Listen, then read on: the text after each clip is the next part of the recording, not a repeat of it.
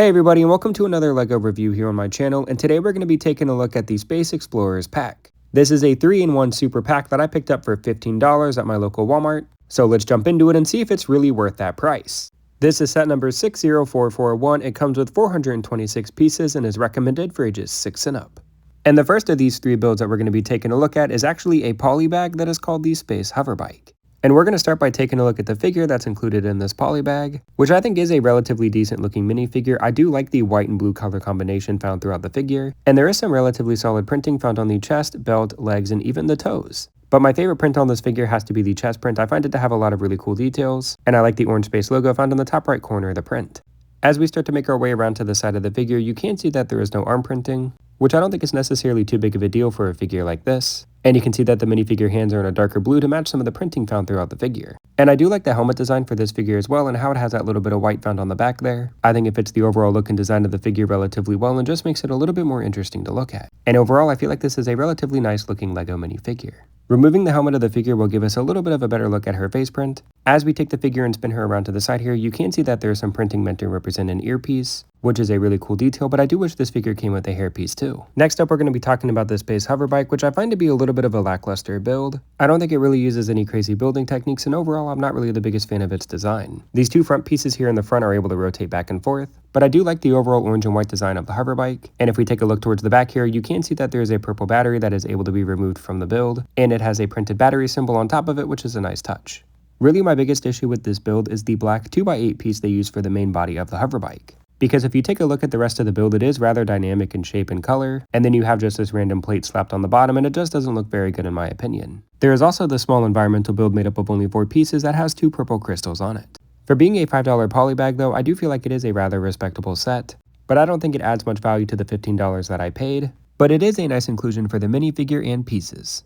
The next set we're going to be taking a look at is called the Space Construction Mech. And we're going to start by taking a look at the minifigure that's included in this set, and I feel like that this is also a rather respectable looking LEGO minifigure. I do like the added detail of giving the character a space construction helmet as well as a yellow chest plate, and the chest plate the character wears does come with some really nice printed detail, which is always really great to see. And as we start to make our way around to the side of the figure, you can see that he does come with some yellow minifigure arms, and if you take a look at the side of his face, you can see that this figure also comes with a printed earpiece as well. And as we start to make our way around to the back of the figure, you can see that his helmet does have some pretty good molded detail, as well as the back of his chest guard, which has 4 studs located on the back. And like I said, overall, I feel like this is a rather decent looking figure. Removing the helmet and chest guard of the figure, we can get a good look at his back print, as well as the character's chest print, which is exactly the same as the first figure we took a look at. This set also comes with this rather simple yet effective brick-built robot, and I do like the overall shape and design of this little guy. There is articulation in both of his arms, which at the end of them have drills. I do like that transparent blue piece in the front. There's also a sticker on top of him for some extra detail, and a very common theme you're going to see throughout this review is there's also a battery that has a printed piece on top. And overall, I feel like this is a pretty simple yet fun inclusion to this set as a whole. The main build for this set is the actual construction mech itself, which I do feel like overall has a rather simple design, but there are some really cool details to be seen here. The first of which is this printed orange space logo found on the arm here. There is also a ball joint in the shoulder, which allows for some good articulation, and the claw on the mech's left hand is able to close. And if we take the mech and spin him around to the other side, you are going to find that exact same printed logo on this arm as well. And this arm also includes an extra plate feature. The white piece that is found on the back here can be pushed forward, which causes the blue hammer found on this arm to be pushed outward and inward, which I think is a pretty cool plate feature that I can see kids having fun with. With both of the arms out of the way, we're going to start taking a look at the legs of the mech, which are both built exactly the same, and you can see that there is a ball joint in the hip of the mech, which allows for the legs to be articulated forward and backwards and out to the side. There is also a ball joint in the foot of the mech, which allows for a little bit of extra articulation in the legs. And they do have a rather simple design, but I think they're effective for what they're trying to be, and I do feel like that they match the overall aesthetic of the mech pretty well. The last part of the mech that we're going to be taking a look at is the very back, which due to the design of the build, there isn't a ton of detail to be seen back here, but of course you're going to find 2 more printed purple batteries. Another thing that I want to mention is that you can see the mech has some very similar colors to the hover bike we took a look at a moment ago, which I think is a pretty nice detail to have some good color consistency across these space sets.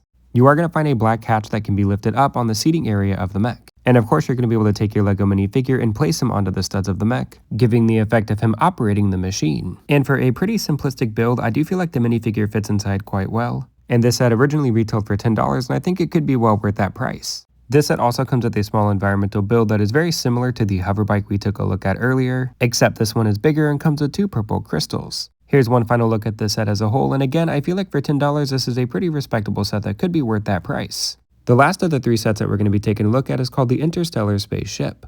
And we're going to start by taking a look at the minifigure that is included in this set. And I don't want to spend too much time talking about the chest and leg printing on this figure because it's exactly the same as the first 2 figures we took a look at earlier. But as we take the figure and spin her around to the side here, you can see that there's some pretty cool printed detail on the side of her face. And this is supposed to be some sort of constellation or star printing that I think looks pretty cool and gives some uniqueness to the figure overall. This figure also comes with the exact same space helmet as the first figure we took a look at, just in a dark blue color. And as we make our way around to the back of the figure, you can see that she does come with a brick boat jetpack that can be detached and also used as a drone, which I think is a pretty cool and creative idea. Here's a really quick look at the character's back and chest print, and I wish that this figure did come with some sort of hair piece.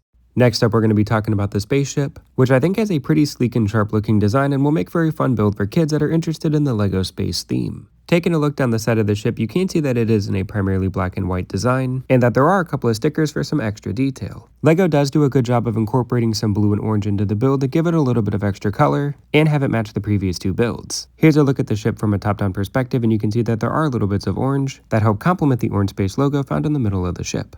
The piece you see above the windshield is printed, which is a nice detail, which to no one's surprise is supposed to represent batteries. The ship does come with a little bit of articulation. These 2 white pieces can be lifted up. And there's also a really cool plate feature with this build. If you push down on the battery piece here, it's going to cause the thrusters on the back of the ship to open up. Here's a look at how this plate feature works from the back, and I think it is a pretty smooth process that works really well for the build. And here's a look at the ship when it's in its complete flight mode, and I think having those white pieces lifted up and the thrusters open in the back of the ship give it a really sleek and fast looking design. The windshield piece found at the front of the ship is able to be lifted up thanks to a hinge. And while the seating area is rather small, there is this really nice transparent blue printed piece meant to represent the ship's control panel. And you are able to fit the minifigure inside without her jetpack, but keep in mind that you do have to tilt the figure all the way back. With the figure sitting completely upright, the windshield isn't able to close, so you are going to have to lean her back just a little bit, which I don't think is necessarily too big of a deal, and she does fit inside the ship nicely. If I'm not mistaken, I believe that this set retailed for $20, which I do feel like would be a rather fair price for this build. So the question becomes, do I regret paying $15 for this 3-in-1 Super Pack LEGO Space set? And the answer is absolutely not. I think that $15 is an absolute steal for this set, even though I do find the hover bike to be a little lackluster. The other 2 builds are well worth that price in my opinion. Thank you so much for watching, and be sure to like and subscribe for more LEGO reviews in the future.